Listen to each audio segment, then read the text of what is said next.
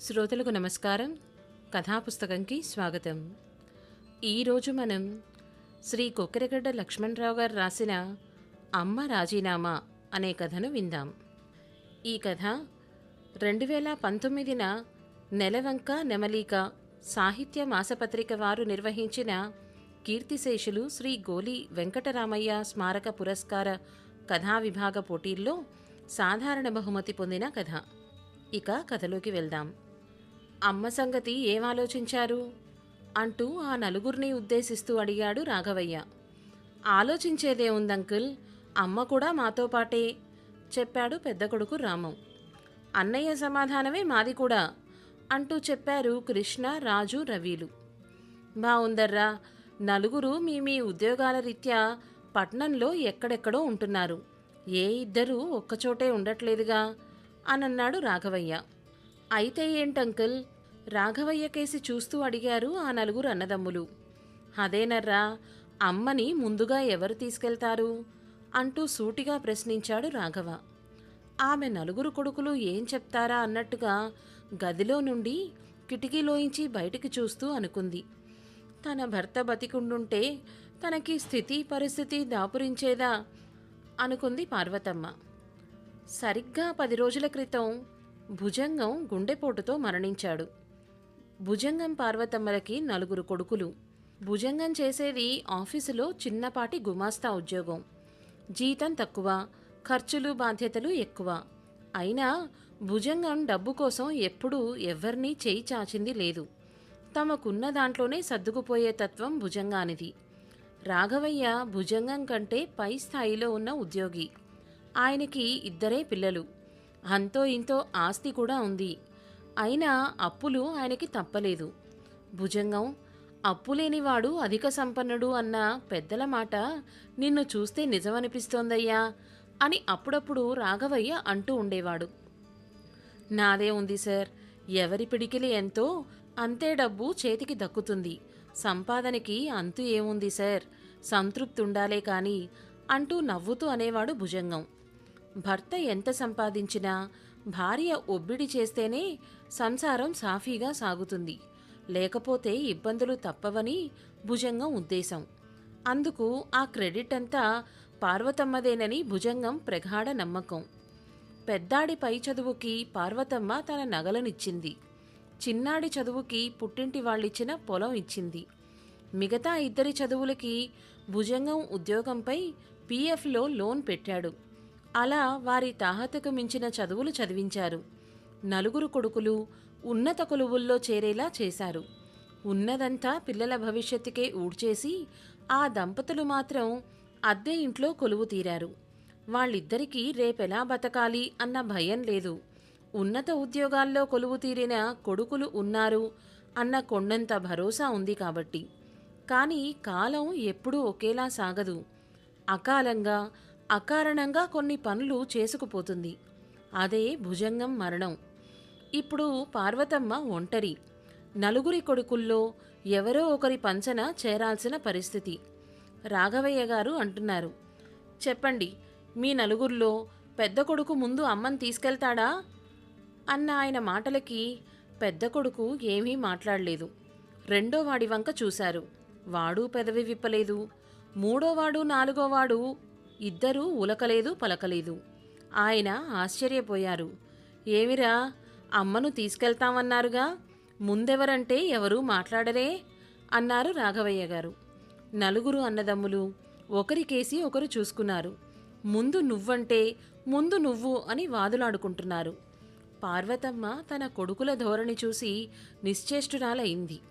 చిన్నప్పుడు అమ్మ నాదంటే అమ్మ నాది అని వాదులాడుకున్న పిల్లలు ఇప్పుడు అమ్మ నీదంటే నీది అని వాదులాడుకుంటున్నారు.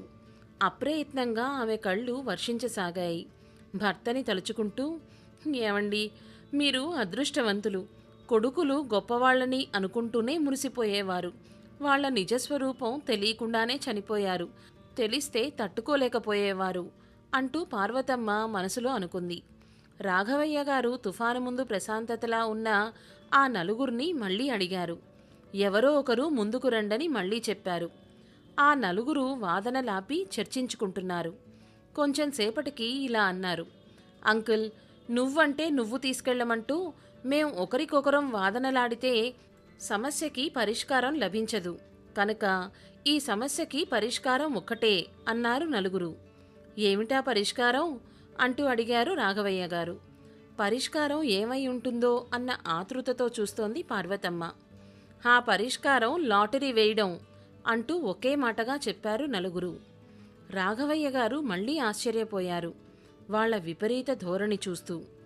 పార్వతమ్మకి తాను కూర్చున్న చోట కింద భూమి ఒక్కసారిగా రెండుగా చీలిపోయినట్టనిపించింది. అంకుల్, 4 చీటీలెయ్యండి. ఆ 4 ఒకదానిపై అమ్మ పేరుంటుంది, మిగతా 3 ఖాళీగా ఉంటాయి. అమ్మ పేరున్న చీటీ వచ్చినవాడు ముందుగా అమ్మను వాడి కూడా తీసుకెళ్తాడు. 3 నెలల తర్వాత మిగతా 3 అమ్మ కోసం మళ్లీ లాటరీ వేస్తారు. మళ్లీ అమ్మ పేరొచ్చిన చీటీవాడు ఈసారి అమ్మని కూడా తీసుకెళ్తాడు. ఆపై మరో 3 నెలలకి మళ్లీ లాటరీ వేస్తాం. ఈసారి అమ్మ చీటీ వచ్చినవాడు వాడి కూడా అమ్మని అంటూ మాట పూర్తయ్యేలోపే, షు, చాలు, ప్రతిసారి లాటరీ అంటూ విడమర్చి చెప్పనవసరం లేదు అని రాఘవయ్య అన్నాడు. రాఘవయ్య గారు కొడుకుల ఉద్దేశాన్ని బయటనుంచే పార్వతమ్మకి చెప్పారు. ఆమె బాధపడింది. ఆపై ఆయనతో ఏదో చెప్పింది. కొంతసేపటికి నలుగురు కొడుకుల ఇష్టప్రకారమే రాఘవయ్య గారు లాటరీ వేశారు. పార్వతమ్మ కిటికీలో నుండి బయటికి చూస్తూనే అంతా గమనిస్తోంది. ఆ నలుగురు చీటీలు తీశారు. పెద్ద కొడుకు రామం అయితే చేతులు వణికిస్తూ చీటీ తీశాడు. రామంకి భార్య మాటలు గుర్తొచ్చాయి. అమ్మ పేరున్న చీటీ వస్తే మిమ్మల్ని వదిలైనా పోతాను గాని ఆవిడని మనతో తీసుకెళ్లేందుకు ఒప్పుకోను అని ఖరాఖండిగా చెప్పేసింది. అదే టెన్షన్తో చీటీ తీశాడు. అమ్మా అని లేదు, చీటీ ఖాళీగా ఉంది. హమ్మయ్యా అనుకుంటూ తేలిగ్గా ఊపిరి పీల్చాడు. భార్య చేతిలో సేఫ్ అని సంతృప్తి చెందాడు. రెండో కొడుకు ఆత్రంగా చీటీ తీశాడు. అమ్మా అని లేదు. ఆహా, నేను కూడా సేఫ్ అని తన అన్నతో మెల్లగా అన్నాడు. రాఘవయ్య గారు నలుగురినీ గమనిస్తున్నాడు. మూడోవాడు చీటీ తీశాడు. అమ్మా అని వచ్చిందా అనడిగారు మిగతా సోదరులు. నాక్కూడా అమ్మ చీటీ రాలేదోచ్ ఉండబట్టలేక పైకనేశాడు మూడోవాడు. చిచి, నా కొడుకులు ఇంత నీచులా? పార్వతమ్మ గదిలో నుండి గమనిస్తూనే అనుకుంది. రాఘవయ్యని అమ్మపై వారి చూపుతున్న అనుచిత ప్రవర్తన ఇబ్బంది పెడుతోంది. నాలుగోవాడు, అదే, మా చివరి తమ్ముడు అమ్మని ముందుగా తీసుకెళ్తాడంకుల్ అంటూ నాలుగోవాడు చీటీ తీసి చూడకముందే తేల్చి చెప్పేశాడు పెద్ద కొడుకు రామం. కంగారు పడకు రామం, వాడి చీటీ చూశాక మాట్లాడు అంటూ చెప్పారు రాఘవయ్య. నాకు అమ్మ అని రాలేదోచ్ అంటూ నాలుగోవాడు వెర్రి ఆనందంతో అరుస్తూ అన్నాడు. ఈసారి ఈ హఠాత్ పరిణామానికి అన్నదమ్ములు నలుగురు నిశ్చేష్టులయ్యారు. అదేంటి, అమ్మ అని ఎవ్వరికీ రాలేదే అడిగారు ఆ నలుగురు. అప్పుడు రాఘవయ్య, మీ అమ్మనే అడగండి అంటూ లేచి వెళ్లారు. నలుగురు అమ్మ దగ్గరికెళ్లారు. ఎందుకలా చేశావమ్మా అని అడిగారు. ఈరోజు అమ్మని లాటరీ వేశారు, రేపు వేలం వెయ్యరని గ్యారంటీ ఉందా అంటూ పార్వతమ్మ నలుగురి కొడుకులను సీరియస్గా చూస్తూ అడిగింది. వాళ్ళు సమాధానం ఇవ్వలేరు కూడా. ఒరే, పురాణకాలంలో పరశురాముడు తండ్రి చెప్పాడని తల్లిని చంపాడు. తండ్రి వరం కోరుకోమంటే ఆ తల్లినే తక్షణం కావాలి అని అడిగాడు. ఎందుకో తెలుసా? అమ్మలేని జన్మ అర్థం లేదని, వ్యర్థమని. అన్నీ అమ్మే అని పరశురామునికి తెలుసు కనుక ఎవరికైనా దెబ్బ తగిలినా, బాధ కలిగినా అమ్మా అనే అంటారు. అలా అనే ఆర్ద్రత కూడా మీకు లేదురా. ఎందుకో తెలుసా? ఆ అమ్మనే బాధపెట్టిన బడుద్దాయిలు మీరు గనక. అమ్మను లాటరీ వేసే స్థాయికి ఎదిగారు మీరు. కానీ నేనింకా మీ స్థాయికి దిగజారను కూడా. మీకు బతుకు పాఠం నేర్పిన అమ్మనిరా నేను. నాకు బతకడం కష్టం కాదు, కానీ మీకు పిల్లలున్నారు, వాళ్ళు కూడా పెద్దవాళ్ళవుతున్నారు. అప్పుడు నా దుస్థితే మీకు తప్పకొస్తుంది. శ్రీరాముడు దేవుడైనా చెట్టుచాటుగా నిల్చొని వాలిని చంపినందుకు మళ్లీ జన్మలో శ్రీకృష్ణుడిగా ఉన్నప్పుడు బోయవాని చేతిలో గాయపడ్డాడు. ఆ దేవునికే తప్పు చేసినందుకు శిక్ష తప్పలేదు.